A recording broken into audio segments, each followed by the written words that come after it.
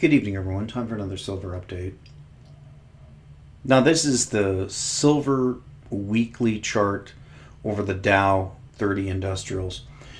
We had a really big day today. We had the Dow down, I think it was 550 at one point. They did a big rally, brought it back about 50%. But you can see here, I've drawn the trend line in for the Dow and the trend line in for silver. Now, you can see that the Dow is a very textbook trend line. We can just go back to the trend line that we had for the Bush rally, and you can see that with this trend line, pretty much stays steady, a little bit of a drop below there, but it recovered real quick until we got this drop near the end of 2007, and then a rally right back up to the trend line, and then boom, that's when we got the drop out.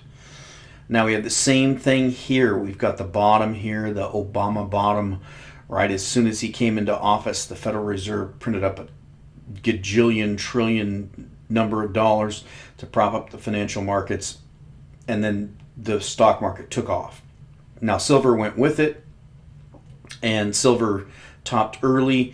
The financial markets continued up, and you can see here we got the same textbook breakdown, rally up to the trend line, and then crash. And that's where we are right now. I've talked about how in the past I believe that these are going to cross. Actually, I believe they're going to dramatically cross. In fact, I think that the silver price is going to cross over the paper price of financial assets, and it's going to leave it so far behind. It's going to be something like this one, but just completely off the charts. You won't even be able to see it. Like a 99-to-1 type of thing. And I want to talk about fair value for silver. That's a very, very difficult thing to calculate, but I just want to use one metric. Now, before we do that, I want to look at this story. What I was trying to do was do a story on the pension fund losses. Now, if you remember the saying from Warren Buffett, he said that we don't find out who's swimming naked until the tide goes out. And that's going to be true this time as well. Now, if you look on the Google search, I did pension losses, and it comes up with the most recent. We only get this story from November 29th. Now, it's my contention that those losses are actually happening right now. It's just that they're not being reported. We don't know yet who's swimming naked. The tide is going out, but we don't know. Now, with the financial crisis, let me pause that. Well, a bit of background about GPIF. When the Abe administration... With the financial crisis, we had that topping in 2007. And if you remember the history of it, it was in December of 2007 that we saw the Bear Stearns mortgage-backed security funds getting in trouble. Now, it wasn't until March that we saw Bear Stearns go under. So that was a good 3 months after the trouble started. Now, if you remember, they retroactively dated the recession to beginning in December of that year, but we didn't know at the time. It was not reported at that time that we were in recession. We didn't find out until much later. I think it was the summer or even the fall of 2008 we found out that the recession began in December 2007. That's the way it works. So we had that top in Bear Stearns. You can see we had the top in silver. That was this $21 price. And silver completely collapsed from there. But the stock market went with it. And then we found out that we were in recession. But it wasn't until around June and July when we started to see the dominoes fall one by one. We had Lehman. We had Merrill Lynch, we had AIG being folded in, and Bank of America, and a lot of this stuff. They decided which ones were going to die, which ones were going to survive. This is all the bankster scam. But the point is that we didn't really see the fallout start for a while. It was a slow collapse, even though underlying things were really, really bad. That's where I think we are right now. Now, you can see that this story here, this is a story from last fall, And this is about this pension fund in Japan. And that's the world's biggest pension fund. You can see here, world's biggest pension fund posted its worst quarterly loss since at least 2008 after a global stock rout in August and September wiped $64 billion off the Japanese asset managers' investments. And this is a 135 trillion yen fund, $1.1 trillion. So this is a big fund. Now, it's my contention that this same thing is happening right now with the stock market collapsing the way it is. You have to remember that back here in 2009, they pretty much zeroed out interest rates. So the only options that were left for pension funds, which still to this day are operating on an 8% assumption, which is just completely ludicrous that they could think they could return 8% on their assets, but they're still operating under that assumption.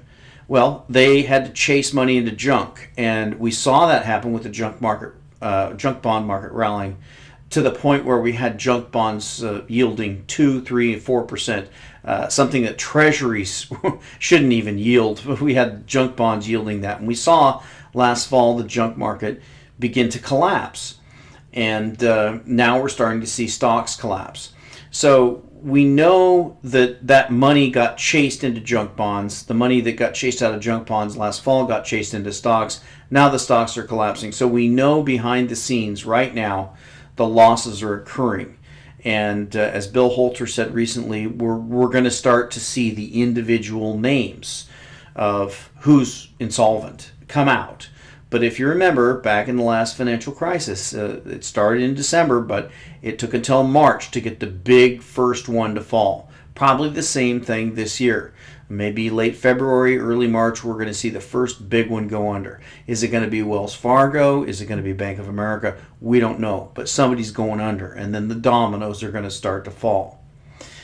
So I wanted to talk about this idea of fair value. Now, there's a lot of ways of calculating fair value, and the one I decided to use on silver was I was listening to a story where someone was talking about, I think it was healthcare costs, and they were talking about how much prices increase every year. And I've mentioned recently about what's going on in Canada. You should look at the stories.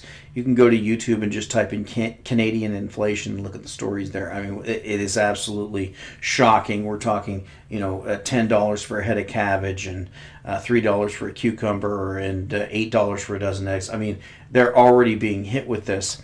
But what is the fair inflation rate? Well, I decided to use this national debt figure here, and the idea was that someone mentioned that it was 10% per year. Now, actually using this figure, the national debt, what I came out with, and the reason why I picked 1973 is because this is a really important date for the price of silver, because this is going to be the first year where silver hit that $5 price. And you can see that $5 price. I've covered it before. Jeff Nielsen mentioned the video that I did about $5 silver. It's really important, and we can find it as an inflation-adjusted price as well. But it seems to be a pivot point for very, very many decades. You can see that. The latest bull rally launched right from that $5 price. So I'm going to use that $5 price. I think that's an important price. And that's going to give us that date roughly, none of these are exact, but roughly of 1973. So I went on the assumption of 10% per year, but using the national debt, I went ahead and calculated that, and it's actually much worse than that. So if you put in $30 billion, we're around 19 trillion right now or so. So if we put in $30 billion, we actually have to do about 18% per year. So if we do times 1.18, you can see here, we'll do the difference between 1973 and now, which is about 42 years. So you can see here,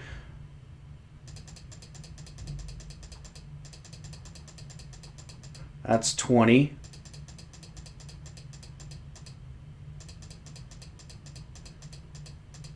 That's 40. So it's close to 40 years or so. We're just going to use that number of 18% per year. That's close to what the national debt has increased over the 42 years since 1973.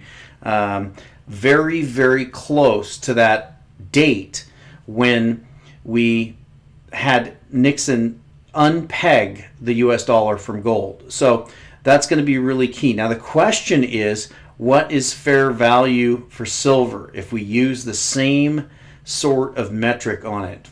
What's going to be your guess? What's the number we're going to get? I think you're going to be shocked when you find it. So we're going to take $5 times the same metric, 1.18, and we're going to do 40 years because we didn't quite get to 42. We'll do 40 years, and that is